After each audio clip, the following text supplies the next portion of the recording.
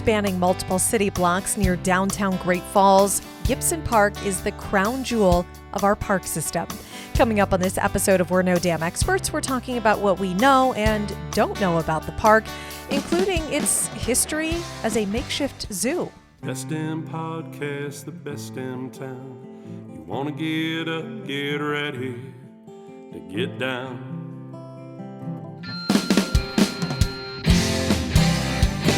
With its big wide sky and the wild river Thames, if you wanna go, we can take you there to Great Falls, Montana. Welcome to the greatest damn town in Montana, Great Falls. I'm Rebecca Ingham. I'm Shannon Newth, and we're no damn experts. I'm just going to apologize in advance. In a punchy mood over there. I have gotten some popcorn from the popcorn kernel. Snacking.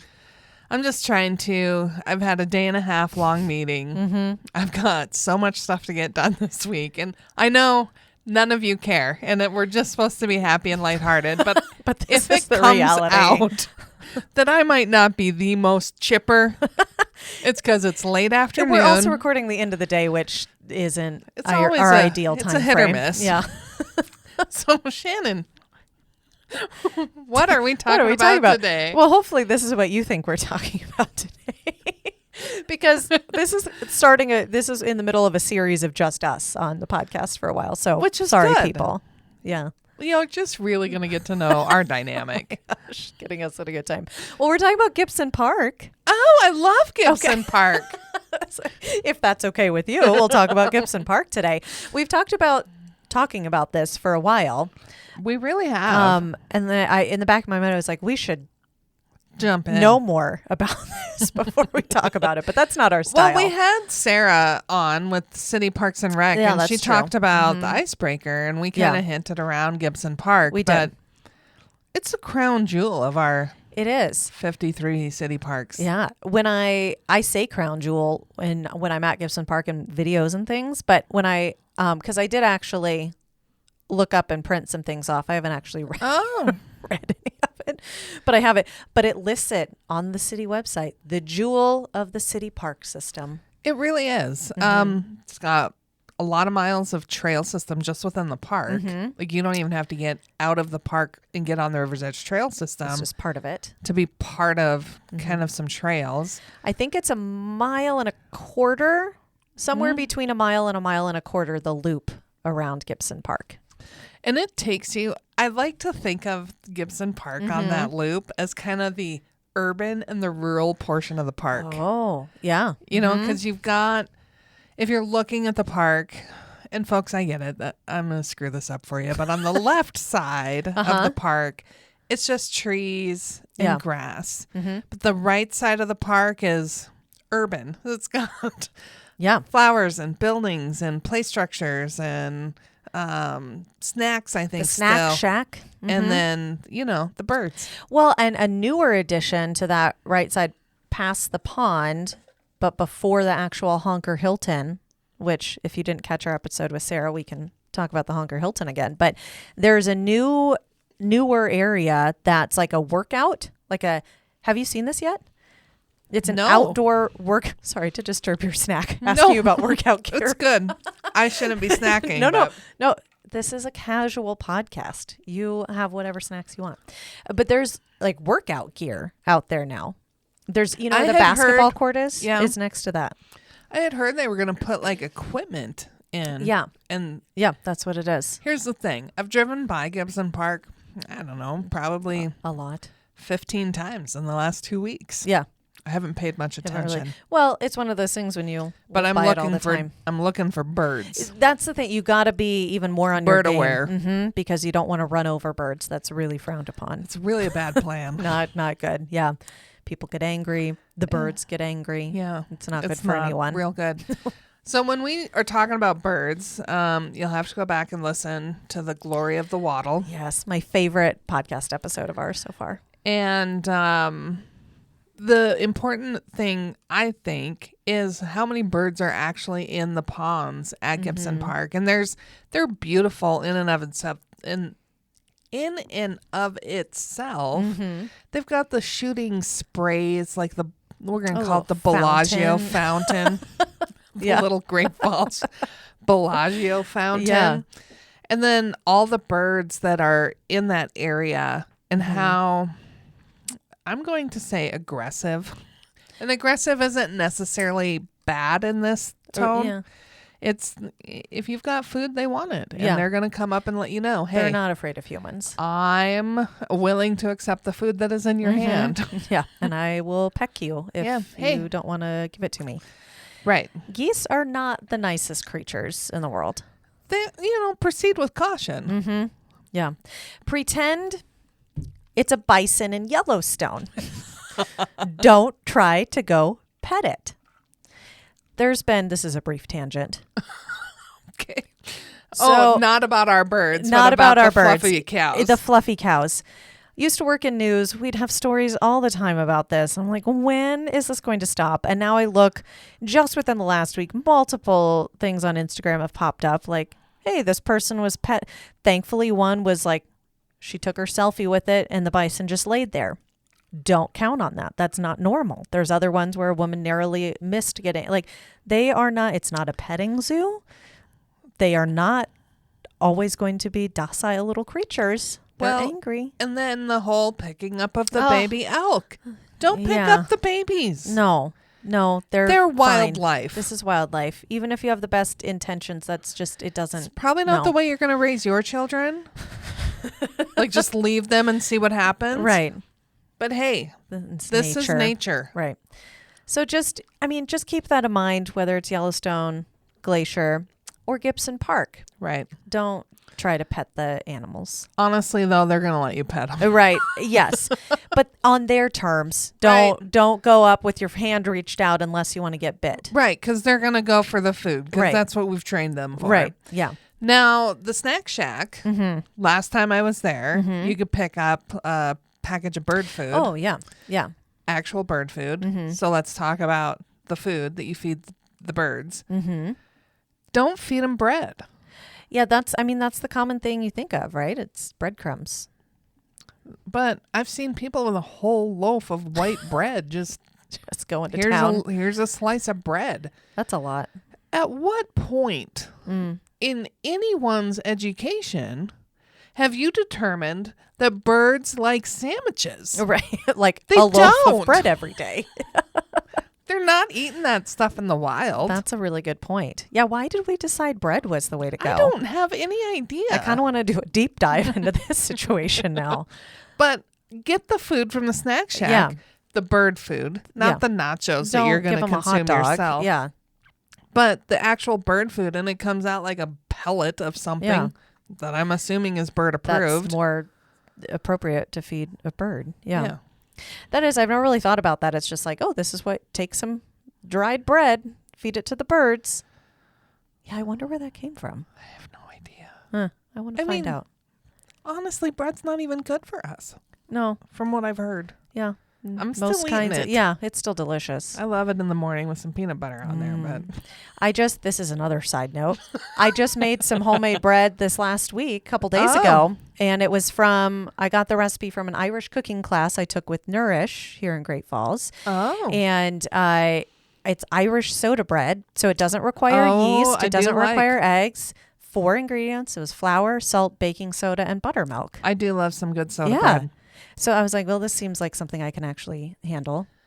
Also, since we're talking about bread, which is exactly what we expected to do today, my brother makes amazing buns. Oh. And I love my brother's buns.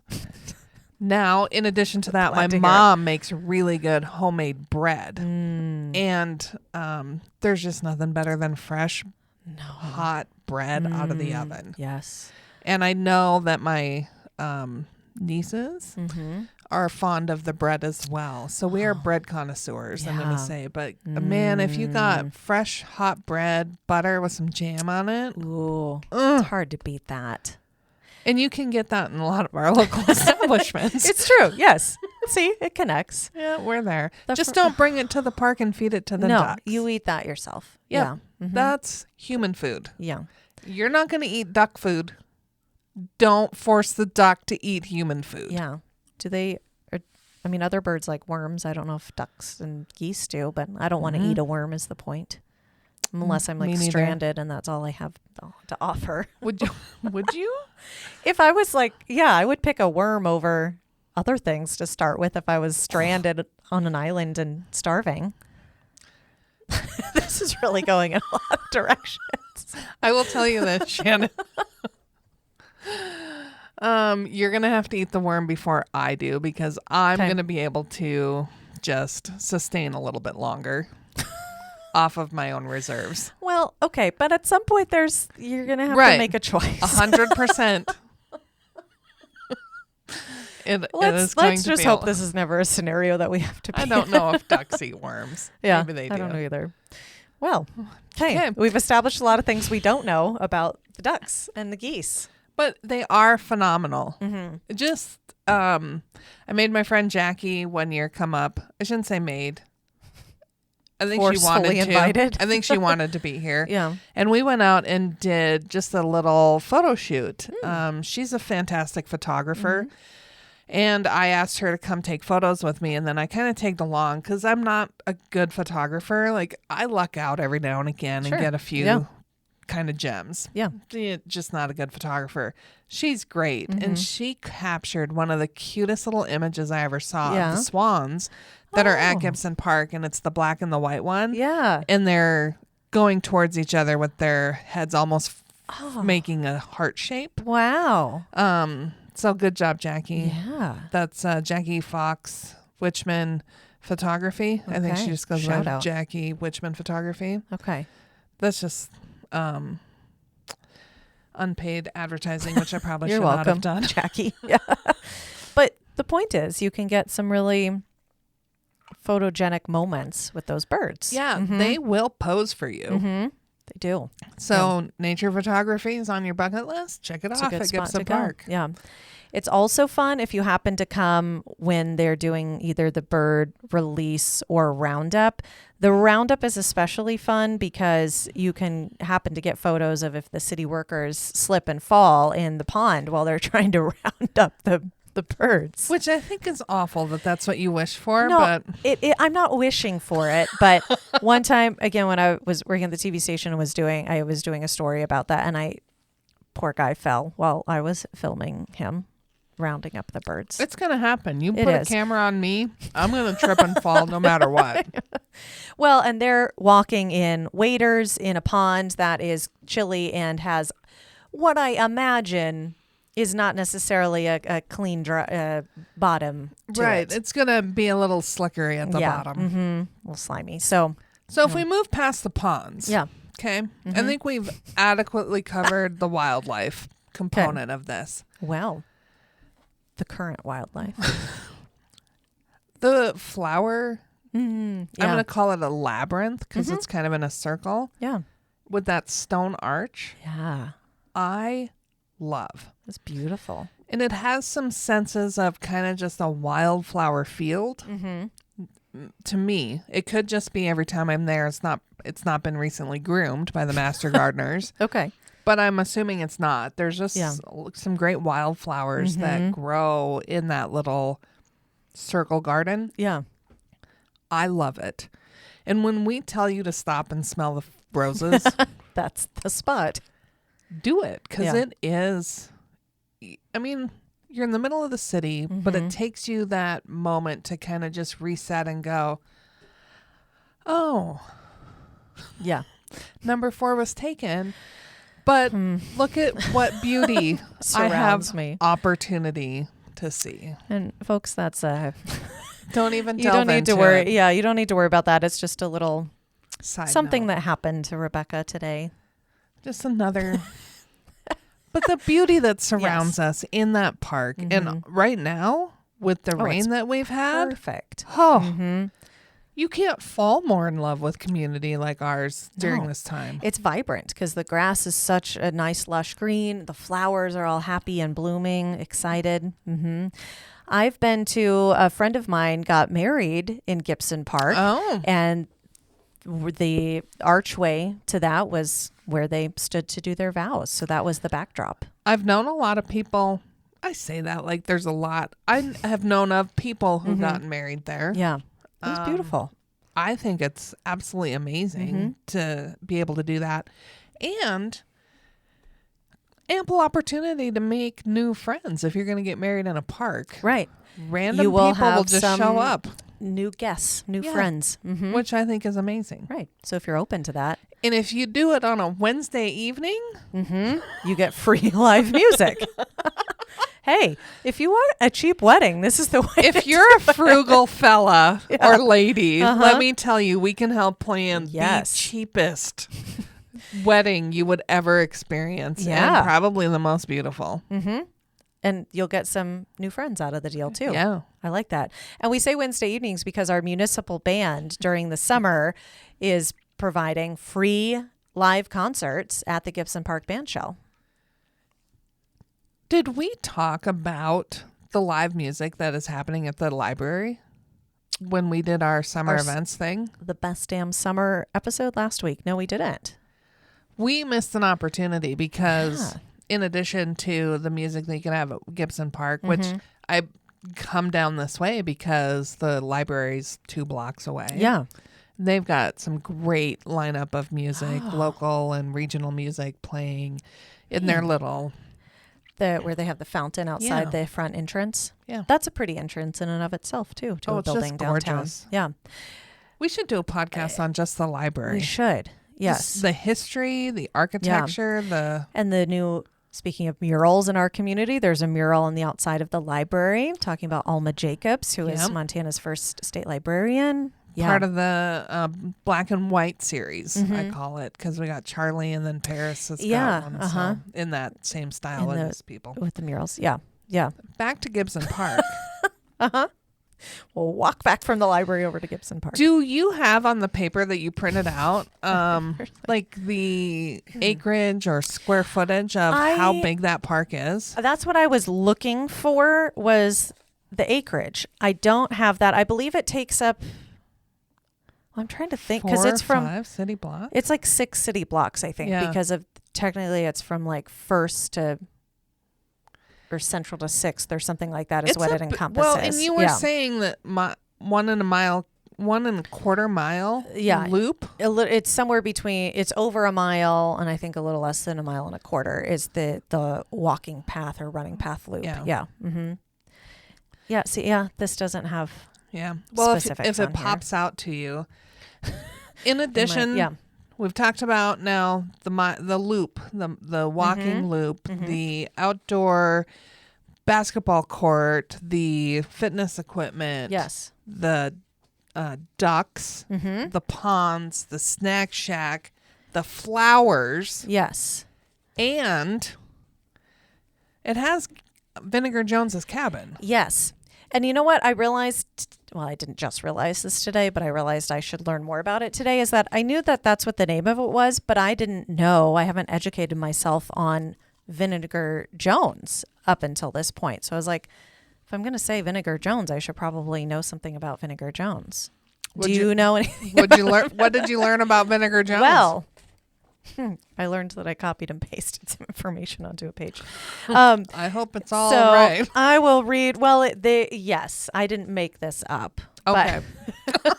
That's a good start. Yes. Especially for our podcast. That's a real great start. So I'll just read some things off the sheet as I look at it. So it says that it was built in the spring of 1884. The Vinegar Jones cabin is the city's only building remaining from the first year of the original town site. I did know that. Do you know that part? Okay. I thought we were going to actually talk about Vinegar Jones. I'm okay. You're getting there. I'll be patient. This is more about, here, the section. Who was Vinegar Jones? I'll skip to that one. His real name was Whitman Gibson Jones. Hold on. Wait a second. Gibson? That's not a very common middle name. No.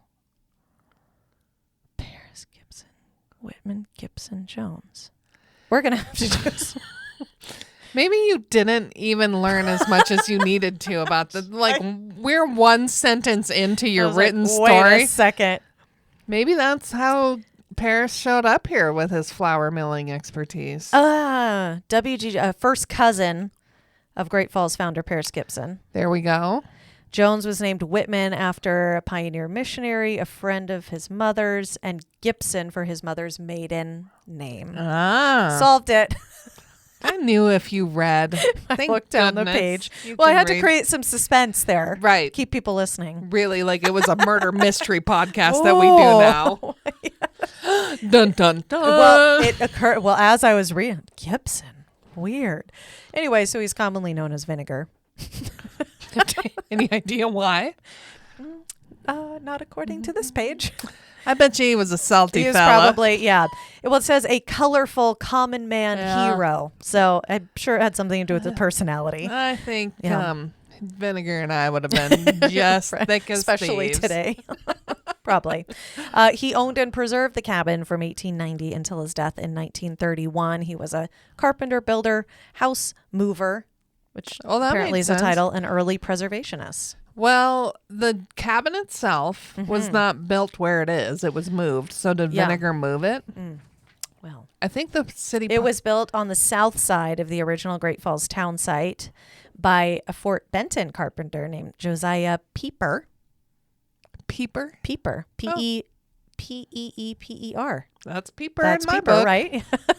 It says, we believe the cabin was the first permanent house. Yes, yes, yes. In 1890, Mr. Gibson Jones bought a lot across from Fifth Avenue South and moved the cabin to the new site. Okay. Jones built an addition on the back of the cabin. The Jones family lived there until 1912 when Jones moved a 2-story frame house to the same lot. Huh. Cabin. Okay. The cabin survived fires. Did we know that? Did you know that? No. I'm going to go with no. Okay.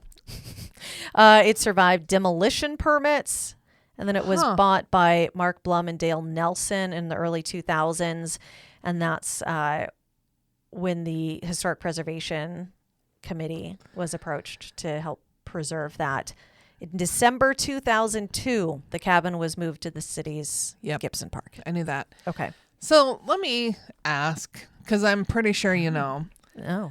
Was just moving houses from one lot to another common Like a comment practice? in order, like that's a part of your work title? In the Is that you're a house 1900s, mover? like, oh, I like that house, but we're going to put it on this lot. It seems far more difficult than just trying to build, and especially when at that time they were, they're smaller. They're not the homes we think of today.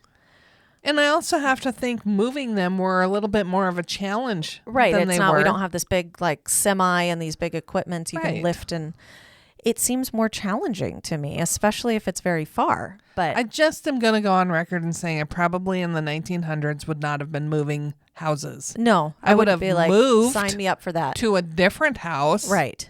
But I'm not going to pick up a house and move it. Well, and then how much is he charging as a house mover? Like, again, is it But financially? he moved 2 houses. Yeah. He bought Vinegar Jones. He bought the cabin, moved Yeah. it, added on, Yeah. which the addition is gone. Yeah. It's no longer there. Who knows what happened to that? And then Got another lost in the move. 2-story house. He bought that and then moved it.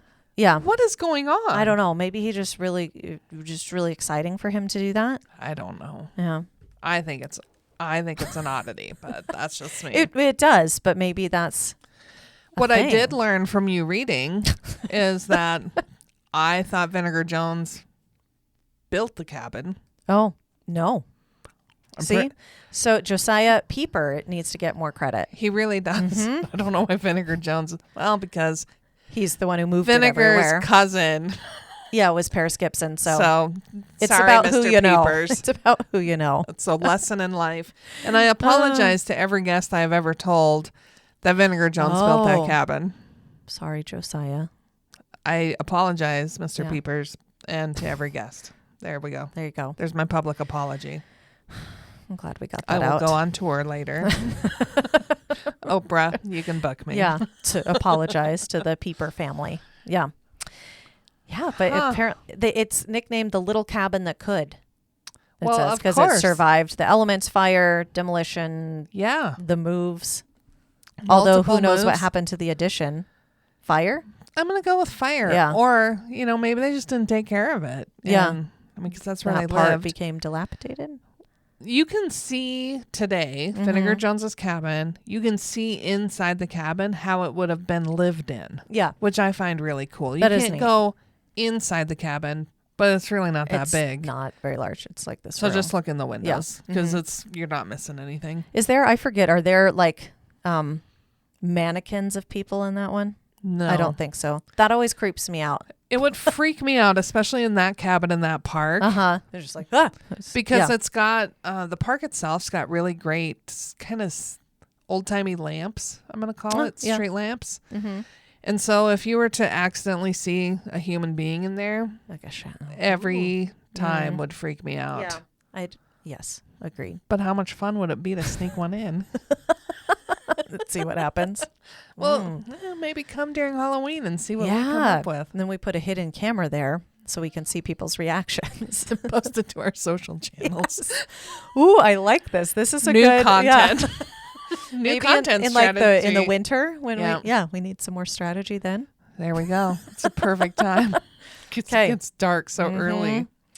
Oh, yeah. That's a good point too. Yeah. Mm. 'Cause, so Vinegar Jones's cabin, a little bit piece of history, Yeah. not a play structure, not a play area. No, and please don't do anything to it. Yeah. What is interesting to me is it clearly has a front door and then there's the back of the cabin. Mm-hmm. When you're in the back part of that cabin, kind of more down towards that walking trail, Mm-hmm. it looks like to me that there is like a old timey Stonehenge fence with some steps up, which has always led me to believe that maybe there was a cabin there all the time. Right. But it They was lived there. Yeah, it hadn't Yeah. been there a long time. No, really, in the scheme of things, it hasn't been there that long. No. So I didn't know. I thought it had been there a lot longer than 2002. 2002. Yeah. Yep. No, it's it just looks old. But it's a piece of history, Yeah. which I think is pretty neat. Do you ever remember seeing it before it lived in Gibson Park? No. Because in my world, it's only ever lived in Gibson Park. Yeah. But see, the thing is, I've been to Great Falls before, like in the 2002? 80s. Yeah. I don't recall ever being in Gibson Park. So I remember the first time when I came to Great Falls and I drove by Gibson Park and I was just like, oh my gosh, this is beautiful. Like, this beautiful is really park. neat. And again, this is why we always encourage people to get off of the main drag when they come to Great Falls. well, there's just so much to see. Mm-hmm. And I'm going to tell you, it even feels a little wrong to me when I say you should go to our city park. One of the 53 or 57 of them, Yeah. however many there are. A lot. But it is such an interesting park to me. There's just so much to see. There's so much to engage in. And in addition to what we've already talked about, if you have kids, they've got great play structure there. Yeah. Mm-hmm. Good spot to run Swings around. and merry-go-round and a few other things. Fort-like things, I Yeah. think. Mm-hmm. And I just think there's so much unique opportunity in that one park to either stop and smell the roses, listen to live music, get chased by geese, Birds. Mm-hmm. Have a picnic. go for a walk. Mm-hmm. I mean, look at the history of Vinegar Jones's cabin, which I'm going to also tell you, great backdrop for photos. Yeah. Good Like point. if you want to do your little couple selfie or get, this was my trip to Great Falls, photo of spot. yourself and all the other stuff for the gram. It's a perfect place to do it. Yeah. Spring, summer, winter, fall. It does not matter. It's a beautiful place to take photos. And speaking of winter, going Okay. back to the pond, Oh. they used to have ice skating on that pond. When you say used to, that leads me to believe they don't do that anymore. Not as like a, this is a thing. Like, I guess you can go out on your own risk, but it's not a organized. Right. Okay. At least it hasn't been. I mean, for a while. Like, right? how long's a while for you? Decades? Nope. I'm going to Really? go with, I know people are skating on that pond all the time. But didn't it used to be like this was the place to go to ice skate in Great Falls? That I don't know. I think it was. I feel like I remember hearing that from people. It's like so when I say that, I mean, it's like you can go at your own risk and go out. But like they used to have lifeguard, well, whatever winter lifeguards are. I don't know about that. I just feel like maybe you could have rented skates there. Oh. I might be speaking out of turn. I just know it used to be more of like this is the place we ice skate. If you say it with some more conviction, have I not taught you anything?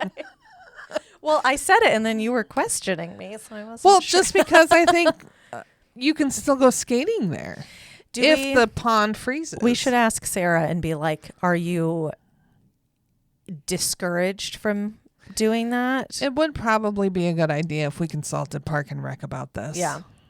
So I take could this text all Steve with real quick. take all of this with a grain of salt. Right. But we've got photos of people ice skating in the last couple of years. Okay. And the only reason I say that is because we got the photos because they were there doing it. Yeah. And we just happened to be there and go, hey, can we take photos of you like we usually do? Sign your life away if we make millions of dollars off your likeness. Tough crap. Yeah. And they're like, yeah, that'd be awesome. Yeah. And they were fantastic photos. Cool. And the family was having a great time. Yeah. Okay. So it's a thing, but I think it used to be more of like this was the thing to do. A structured thing. Yeah. Now, hey, here's the deal. Mm-hmm. If for some reason we get actual information that deters us from telling you to do that, you can always go up to the Iceplex. Right. Rent skates, do the skate Recommend up there. that. Yes. And So- you don't have to worry about falling through ice there Correct. because you want to make sure it's Frozen. real cold. And while we're on the topic, you can't swim in this pond. Nope. You shouldn't swim in this pond. I'm just going to assume cops would be called if you end up swimming in that pond. And also just What is it, ew. like a foot? A 2 foot? It's not deep and just ew. The birds live there. Let's give you a quick lesson on nature. Birds don't have their own little porta potty. No, and they don't care. They don't care where they go. Mm-mm. It's everywhere. Everywhere. Can you imagine what the bottom of the water Right. looks Remember like? how we talked about people slip on it? Oops. Yeah. Yuck. It's poop. Some So no people swimming. need the full connected the dots. Yeah. Like this is why we're telling you this. Yeah. To get off of poop and swimming. Thank you. Switch us Do up. you know anything about the mini Statue of Liberty statue? I don't. Okay. But it is a unique little feature. It is. People always, I forget about it just because a lot of the rest of the things are in kind of like the middle of the park, but this is along the outer edge as you're walking. You can see it when you're driving down Second Avenue North. Mm-hmm. No, and I think it is an oddity, and I love it. There is also, if we're going to talk about it, a statue of Paris Gibson in the park, which is a commanding, beautiful statue. Yeah. But the mini Statue of Liberty, it makes no sense. No, but it is kind of funny because we have the Statue of Liberty, and then a few blocks away downtown is Times Square. That is true. So we have these. Look at all these big bucket city list things you can get right? checked off your list. Mm-hmm. Yeah. See the Statue of Liberty. If you take your picture at the right angle, maybe you can get it. Maybe it does look like life size. Yeah. She's much smaller. She's up on a pedestal thing. Large. Yeah. So she's still tall, but not France's gift to us tall. I was going to say she's almost your size. Yeah. I should go find something to stand on and see how tall I bet I you actually guys next would door. probably be pretty close. Probably. Yeah. That was a funny joke at Shannon's expense because she's short. Okay. 5'2" over here. Yeah. I'm the first one who's worked here in this organization in quite a while that hasn't had some decent height on me. I just like not being the shortest person in the office anymore. I got that covered in most places. Yeah. for quite some time. You're welcome. Thank you. That's why you hired me. Yeah, so I could make fun of your height. It's okay. I'm used to it. It's been a lifelong thing. Okay, so yeah, I totally forgot until we were talking about the little Statue of Liberty there. Now, Gibson Park is connected to Elks Riverside Park. Yes. Through a tunnel underneath an old train track. You still a current train track. It's been there for a while, but it's still used. There you go. I'm trying to think how far down it goes, and it doesn't go very far.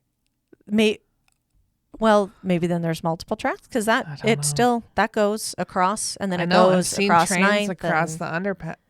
Yeah, it connects further. I'm gonna take some pictures. Okay.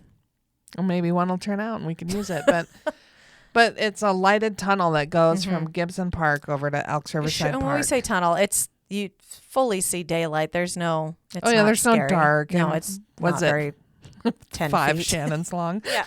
Yes, probably. So 25 some odd feet. Yeah. I like that we're measuring things in my height now. Well, I just had to keep the joke going. That going. Yeah. If that. It isn't lay very down long. A few times. Yeah, it's not that long. It is a little tunnel, but it is cute and it connects the parks. And I bring that up because then that gets you onto the other portion of the River's Edge Trail, which is kind of this loop-de-loop of a bunch of trail systems, all within Gibson Park. Yeah, and on the other side of that too. I mean, I know this is about Gibson Park, but just to mention, the skate park, our great skate park, is on the other side of that too. So, Maddie for years had a dream of getting a famous person on our podcast to talk about our skate park, but it hasn't happened yet. That particular, I saw when I inherited my work phone that is in my contacts. It's like, fun.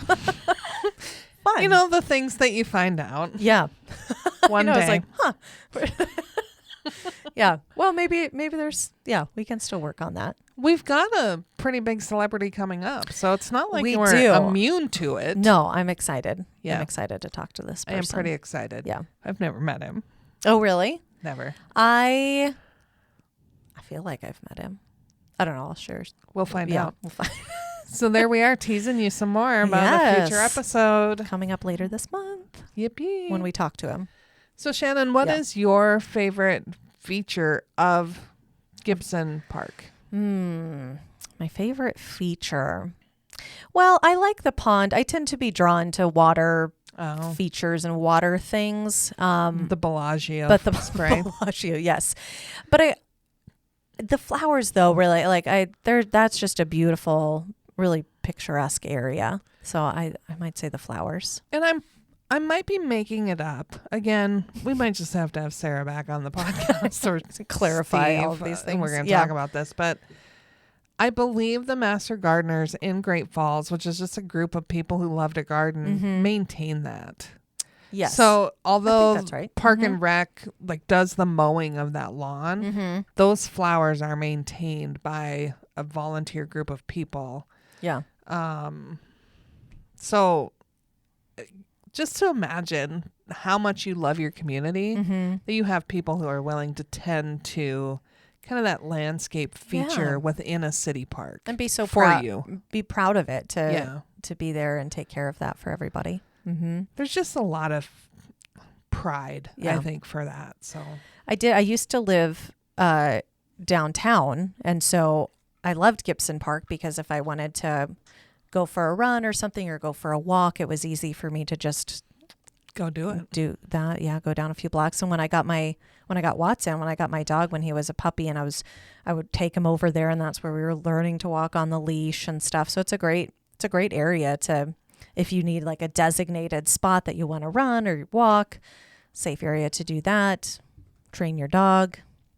Yeah. So I have fond memories from over the years of doing different things. And there's a lot of events that happen there too. I mean, this last weekend, the Dandelion Run was there. Common or place. No, it was not. I'm sorry. It was at West Bank Park, but it's a common place to do It's those. a common place to start or end. I think the Pumpkin Run starts and ends there. Don't they do the Easter egg hunt there? They do the Easter egg hunt. I think they do the Burn the Bird over there.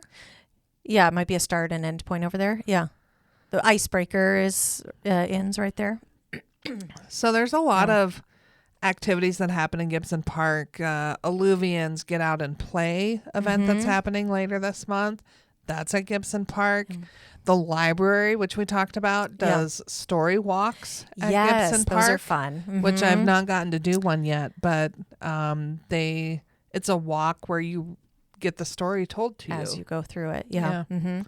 So I think that's a really unique thing, and it combines kind of that education and outdoor activities. And it's nice because there's lots of trees too. So Great it's trees. shaded, like you can get that good combination of kind of the shade and sunshine as you're going around it too. I am positive we have mentioned this in the past, but I'll say it again. Because it is Gibson Park, named after our founder, there are a lot of trees because Gibson was kind of into a big tree-lined boulevard style. That's why we have so many trees. Yeah.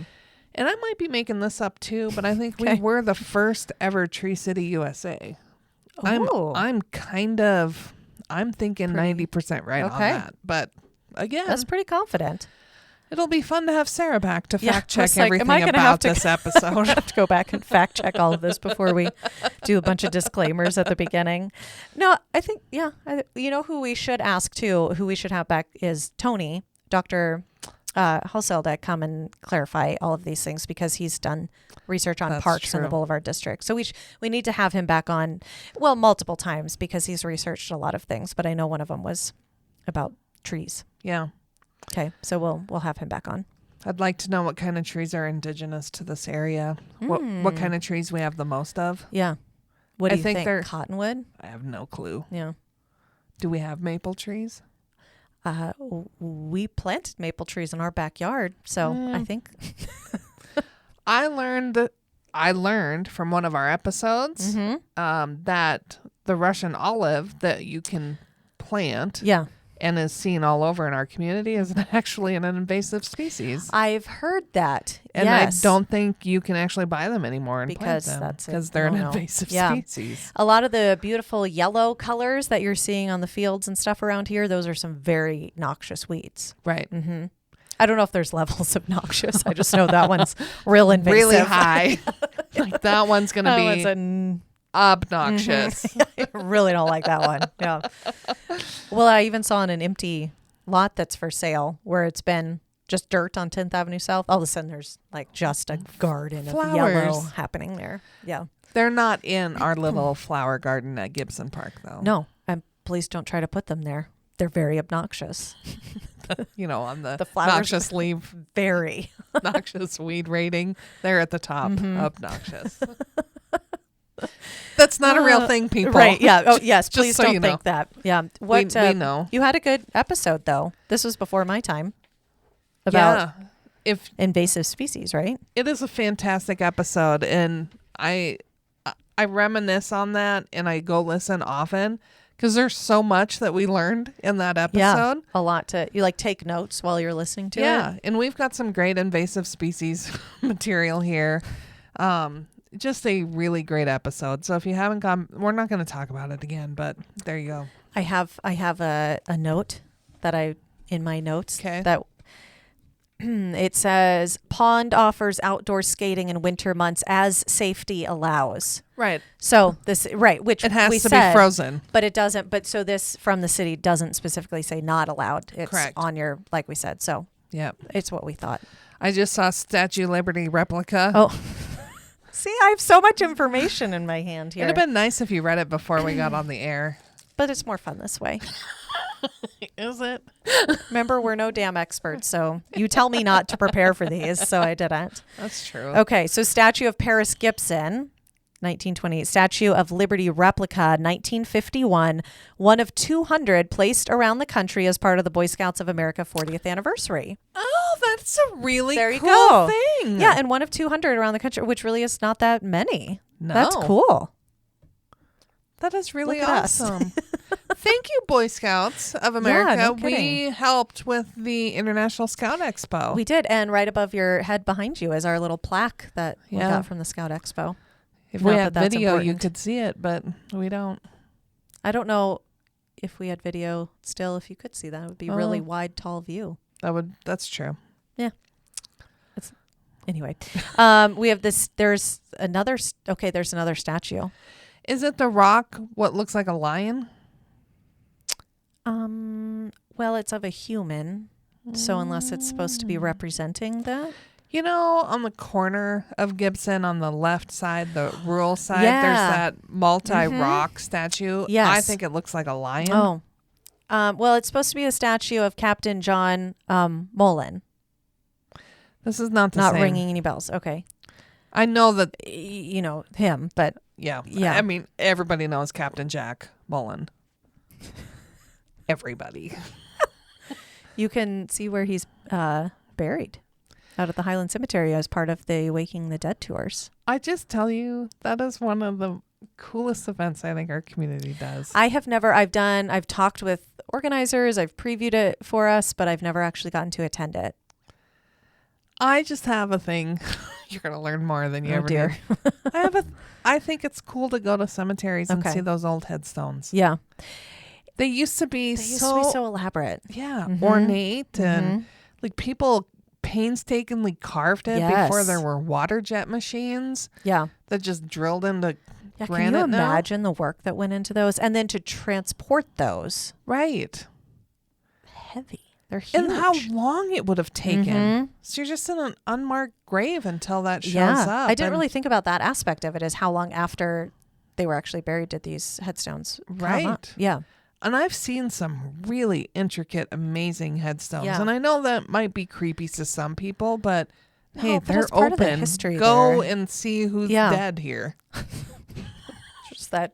Should we add that to our marketing? We're going to do an entire campaign now about Go and these see are the who's dead people who here. are dead here. Including Captain John Mullen. Yep. And for those who don't know, he was a surveyor who constructed the military road from Fort Benton to Walla Walla, Washington in Yeah. 1862. Mullen Road. That makes sense. Yep. So apparently there is a statue of him in Gibson Park. Yeah. I cannot think of where it is, though. I've seen it, but it's not the same thing I'm thinking of. If you're thinking of the The multi-rock. lion thing, Yeah. or things that you think is a lion. I'm pretty sure it's a lion. Yeah. It's a lot like the rock sculptures over in West Bank. Okay. Yeah. One other thing, again, I didn't really. This episode's going to Do a just whole trail line. off and off and off because you're going to find a bunch of stuff we don't know Yeah. anything about. Mm-hmm. There are very minimal rental fees, like we were talking about, if you want to rent the band shell or the flower gardens.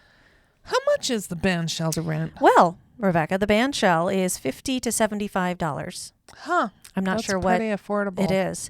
And then the fee, the rental fee for weddings in the flower garden area, $75 for 2 hours, That's not bad. $25 for each additional hour. You can get married in under 2 hours. Yeah, Most religions. true. There's yoga that happens in Gibson Park. Yes, right now. Do you think they have to rent or do you just show Oh. up there? I think because it's not specifically the flower garden or the band shell, right? You can just show up? Yeah, I think you can just show up and do your thing. I would rent the band shell because I'd want to be, You'd be if, on the stage. yeah, if I was the leader of the yoga, Yeah. I would be up on the stage. Like, And look then- at me. Everybody else would be below me. Yeah. I know that's your dream. I think the one that's happening right now, 10:30 on Sunday mornings, I've just seen this on Facebook, is a free yoga. I guess I was assuming that it was just in an open grassy area. I would assume you could just show up there. Mm-hmm. And just start. And how about you do this? You go to the park. And ask.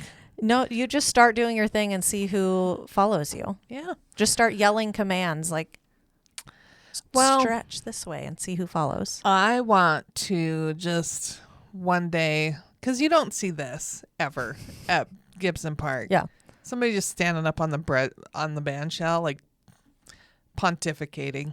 Mm, So that'll be me one day. yeah.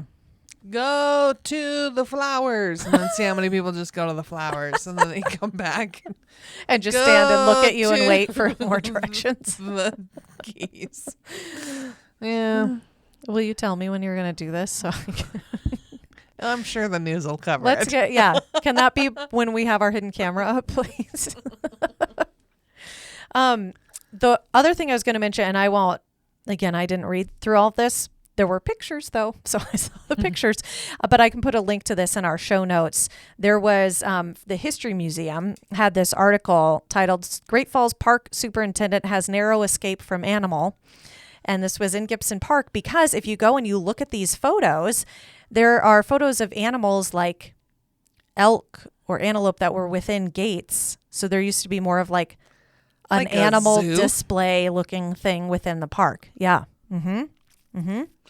This sounds like a poor idea. Do you want to hear the Yes, opening line to yes. this thing? Okay. The 6-year-old whitetail buck deer in the West Deer Paddock at Gibson Park at Great Falls has gone loco. This is what the article says. And made a desperate attempt to kill the park superintendent. The latter's life being saved only by desperate work on the part of a former Alderman's levy with the large hardwood club.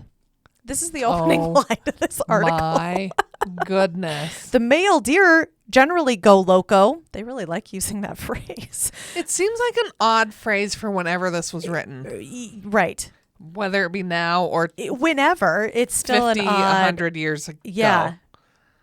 Yeah. It goes on to say the male deer generally go loco for a time during rutting season. They do. Which is true. And the whitetail was raging up and down the fence to such an extent that the superintendent concluded to put him in the house and entered the paddock for that purpose. So he was trying to help the deer not go crazy and in turn almost got killed by one. Don't approach rutting animals. That goes for deer, This park elk, superintendent antelope. should have known that, right? Well, I don't mean, think it was a certified zoo at that no time. disrespect. No. As Mr. Reamer turned at the door to close it, the deer sprang and knocked him to the ground and began goring and trampling him. My gosh, this my is gosh. awful. Did he survive? Reamer, though a powerful man, was helpless. Oh my gosh, this is the article. Then this other person had a hardwood club and rushed in, beating the deer. Oh my gosh, which gave this guy a chance to crawl away. The infuriated animal then charged this other guy several times, but the club proved effective and both men got out of the paddock.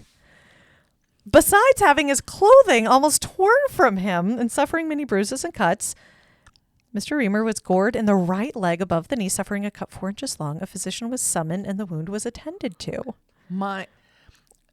Okay, here's the deal. I'm so glad I didn't read this ahead of time.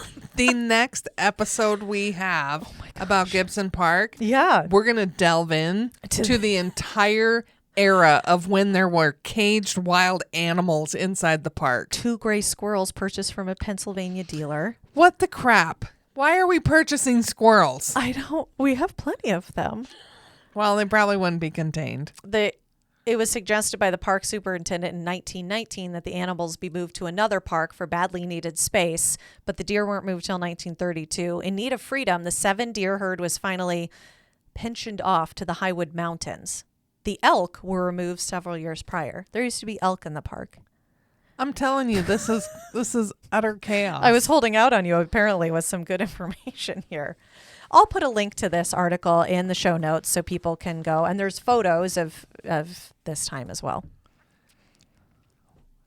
What on earth? So again, don't pet animals. Don't wherever create you a are. zoo in the middle of Gibson Right. Park. This is the only things we have squirrels still, but they're not, they just And run prairie wild. dogs. A lot of prairie dogs. There's a lot of And wildlife birds. still, but we're not putting them in cages No, because we are and there's not a not- certified zoo. If there's an elk there, that is not purposeful. That's going to be weird, and you're Mhm. going to need to stay away. Same with moose or yeah, bear. anything with antlers, jaws. Yeah. Yeah. If shark breaks out, don't go near it. Oh dear. Yeah. Octopus. Well, we have the octopus. I know. That's not real though. Well, it is a real sculpture Yes, but it doesn't in breathe. honor of the Missouri River octopus. Mm-hmm. There's a lot going on at Gibson Park. It's got seemed like a big There's a lot of set history of here. history here that we knew nothing about. No. I like That's Yeah. amazing. I'm kind of glad I didn't read that at time. I just saw the title and was like, oh. Although that would have been a great story to lead with in It would this episode. Well, this way I can put a little teaser at the beginning when I record the intro. Make people stay till the end. Yep.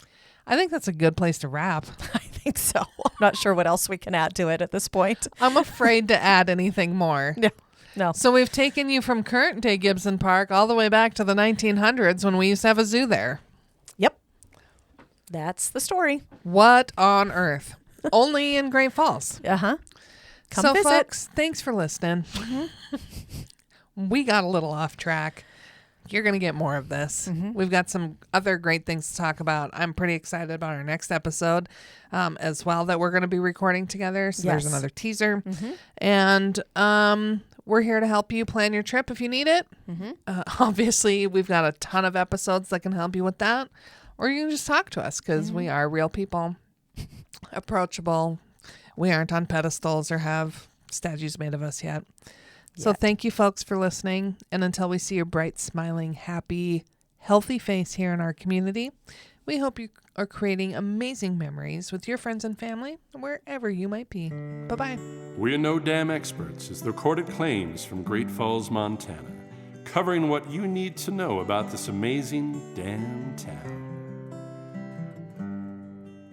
Damn, that felt good.